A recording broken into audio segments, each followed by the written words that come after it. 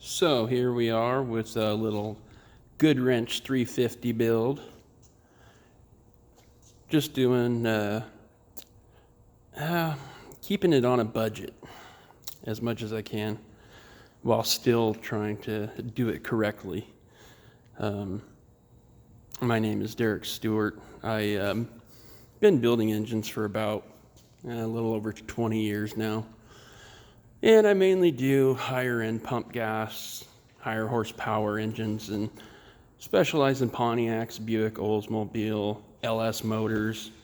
I've done them all, Fords, Mopars, you name it. 350 Chevys, not my favorite. Just, I don't know. Everybody has one, so it's kind of a keep it on a budget thing. I'm not super stoked about this build. It is for a personal project of mine that it's a 84 K5 Blazer with 3/4 ton running gear. And for right now, it's just something to get it going so I can go up into the woods, take my kids camping, fishing, and do all that kind of fun stuff. Like to go 4x, play up in the mud and do those kinds of things. And the kids just love terrorizing outdoors, so that's a blast. But so anyways, this was a Goodwrench motor that basically got in on trade on a customer's project. Built a new motor for them. They wanted to start with something else, and so I got this in a part trade. Thought it was pretty much brand new. Unfortunately, it had a lot of rust. All the coolant holes were plug solid.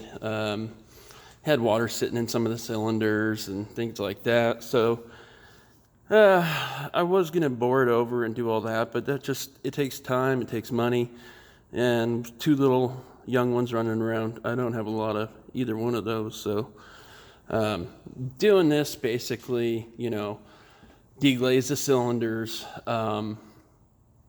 new bearings, rings, picked up a cam off of Craigslist, just a little Comp 256 extreme energy cam. I haven't had the best luck with those, breaking them in. Never had a problem with any other make or motor as far as breaking in flat tappet cams, Chevys. For whatever reason, I've not had good luck with, especially comp cams, unfortunately. But I am going to try it again, and the main reason was trying to keep it on budget. Normally, I would go straight to a hydraulic roller. I think it's a much better way to go. Longevity, anytime you can get rid of friction, you're going to free up horsepower. At this horsepower level, it's not going to make much of a difference. I would be absolutely ecstatic if this made 300 horsepower. Probably make a little bit more than that. But overall, it's mainly a low RPM truck motor. I did port the heads. Little bit of work. I didn't do a ton, but I wanted to keep this. Well, I didn't want to, hog out the ports and do all that. I mainly wanted to keep the airspeed high. All about throttle response, good low RPM, part throttle drivability. Not trying to go with a huge cam, and although they sound good, when you have to drive it every day, it's kind of a nightmare after a while. Been there, done that. Especially in smaller motors like 350s. It's just better to stay on the mild side, in my opinion. It's not going to change. You're usually just going to trade low-end horsepower and torque for, high RPM horsepower and torque. And if you don't have the supporting mods, supporting valve train components, low-end components, which cost a lot of money, and even more time, machine work, all that, to really get everything set up for high RPM, you're better off just staying on the small side of things. And it keeps it budget friendly. I am doing a few things to make this engine better. Besides porting the heads, I am going to run a thin head gasket. I measured this motor out to be 8.34 to 1 after measuring the chambers, head gasket thickness, as it came from GM. This one's probably 15 years old at least. You know, measuring the piston dish and CC and all that, 8.34 to 1 is what I came up with.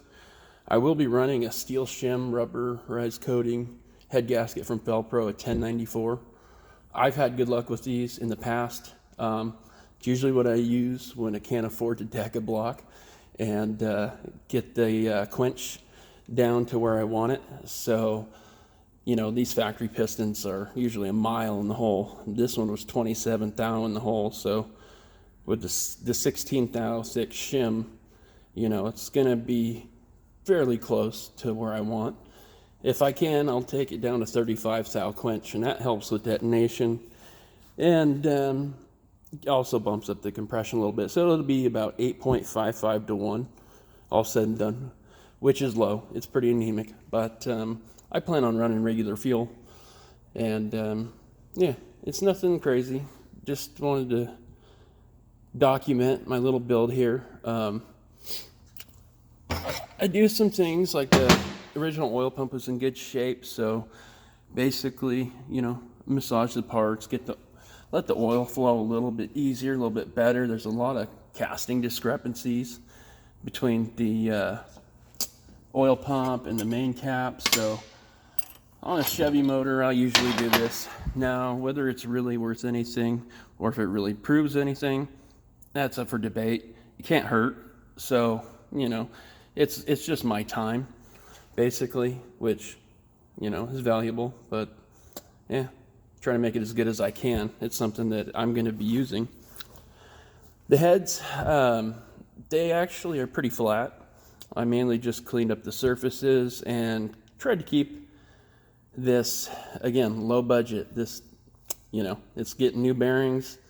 You know, I measured the main clearance with the new bearings and the rod clearance, and we're sitting at right about 2.5 thousandths, which is perfect. You could be a little bit tighter than that, but on a block this old, without going and getting it line honed and doing the machine work, I wouldn't run it much tighter than that. You're gonna have, you know, some run out in the main line, and you want to have a little extra clearance. I do shim the oil pump up a little bit to bump up the pressure just a little bit, but again, it's really, you want a lot of oil flow. You want it to flow more than you need high pressure. So I stay away from the high volume pumps. I usually use a standard volume, and mainly because I'm using a stock oil pan, and if you don't have good oil drain back, you know, if you run it at high RPM, you're climbing a hill, things like that, you could suck the pan dry, and that's going to kill the motor way before having, you know, a pump that makes 40 PSI versus 80. So that's why I stuck with that.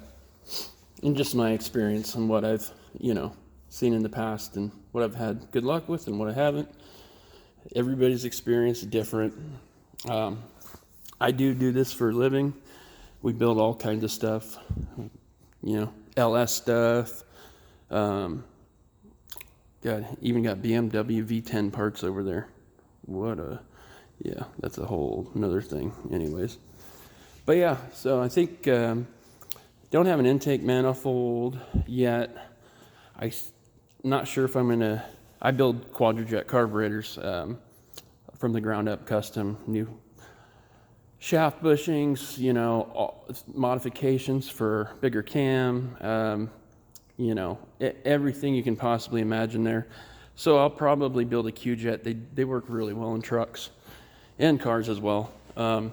Plus I get all the right parts from Cliff's High Performance. He's an old buddy of mine that I've worked a lot with as far as getting the right parts to build quadrajets correctly, and made a lot of power with them, to be honest. I mean, I've seen over 600 horsepower on a 535 Pontiac that Dave Bishop and I worked on up in Canada. That he's SD Performance, and so I'm a believer in the quadrajet. I think it's more adjustable, and for me, anytime I have more control over the tuning, the better. I'd like to go EFI. Yeah, I don't know if that's in the budget though. You know, something like this, I can spend $150 on parts, and I got a quadrajet that's just laying around, and I can basically make a brand new carburetor that works just as good as anything else, if not better. And yeah, keep the cost down. So I'll probably find a Performer RPM on Craigslist or something like that. It'll definitely be a dual plane. And I'll port match it and do a couple little modifications. Again, it's just my time, so I don't mind doing the modifications if I can do it myself. So I try to do as much of it in-house as possible. Anyways, the cylinders are all just getting deglazed, which I already did that. You know, and I ran a hone through the lifter bores as well. And I'm looking at, I might put new cam bearings in it, I might not. Just about to kind of check that out here and see how the alignment is for the oil holes. If they're off at all, and these bearings aren't horrible shape, but I might just go ahead and change them anyways. I don't know. Just depends. I'm gonna look here in a minute. Again, this is just doing everything with no machine work, no line hone, no. And the reason I'm able to get away with that is because I know the clearances are correct. If the clearances weren't right, if it was too tight, I would either have to get you know, a bearing set that had extra clearance built into them, or if it was real bad and the crankshaft didn't turn nice, it would have to get line honed. There's no way around that. If you don't have clearance, you're gonna melt the motor. It's gonna eat itself up. And yeah, so it's gotta live. It's up in a big lifted 84 K5 Blazer, so you know, you can't, you know, I don't have the best back, so I don't like to have to take the motor in and out 87 times. I'd rather just build it right the first time and not have to mess with it later. But you see, that's the Blazer. Let's see if it'll focus. Probably not. It's not a bad rig. I've had it for a little while now, but get it going. And this is our shop. It's our family auto repair business. There is the family race car, 67 GTO. It is blown alcohol. It is based at Keith Black, aluminum base Chevy, big block, 540 cubic inch. And it has a set of my ported and hand finished Dart 355s that were CNC ported to begin with. 1471 Mooneyham blower.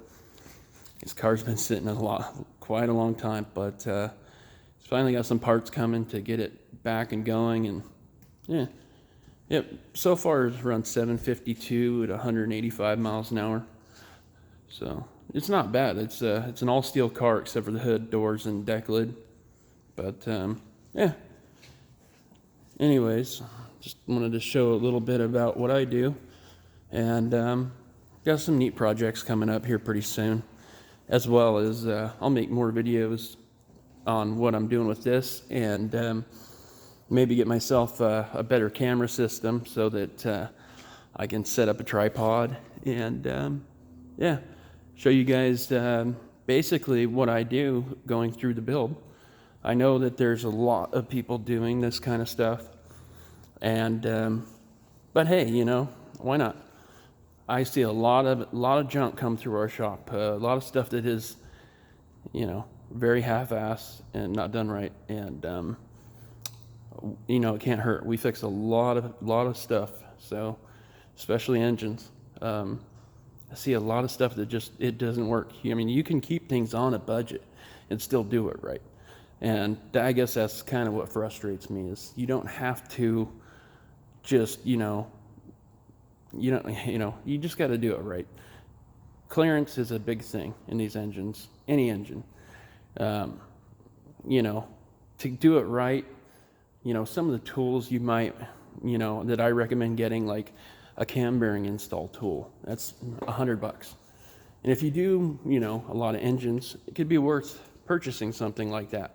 I get one from Lyle. You know, it's not the most expensive one, but it works, and I don't have any issues with it. Another thing is dial bore gauge. and micrometers for measuring bearing clearance. Again, that's not expensive stuff. And if you plan on building more than 1 or 2 engines in your life, it's nice to be able to double check this stuff for yourself. You might have a machine shop do your machine work, but if you don't know, you're just going off their word. It's great if you have somebody you trust, but if you don't know the machine shop, or they seem like a place that's just trying to get you in and out and charge you a bunch of money, this is a way that you can double check things and see if you're getting your money's worth. I have a machine shop that I work with that does everything exactly what I asked for. And I've been working with them for a long time, so I don't have, the lathes or balancing machines or anything like that personally. But I have good people that do it for me, and they do what I ask, and they set the clearances where I want them, and it works out. But yeah, so anyways, you could do it right on a budget. And although this 350 isn't my favorite build to do, it won't be the most powerful thing. I think it'll do pretty good. I don't think it's going to be anything to laugh at. With all the LS builds these days and LS swaps, I don't know. So there's something kind of neat about just sticking with the basics. You don't always have to go with $5,000 plus builds or turbo 5.3s, and that stuff's great. I like building it. I like driving it. It's a lot of fun, but you don't have to. And you can have fun on a budget. So that's kind of what I'm doing with this, is kind of proving that to myself, and other people that think you got to spend a whole bunch of money on fancy stuff and nice heads. And you don't have to do that. You can use a lot of the same stuff as long as it's in decent shape. Anyways, I got to get back to checking some of this stuff out and see if I'm going to change these cam bearings. I will, I'll make another video, and if anybody enjoyed watching this, let me know. Thank you.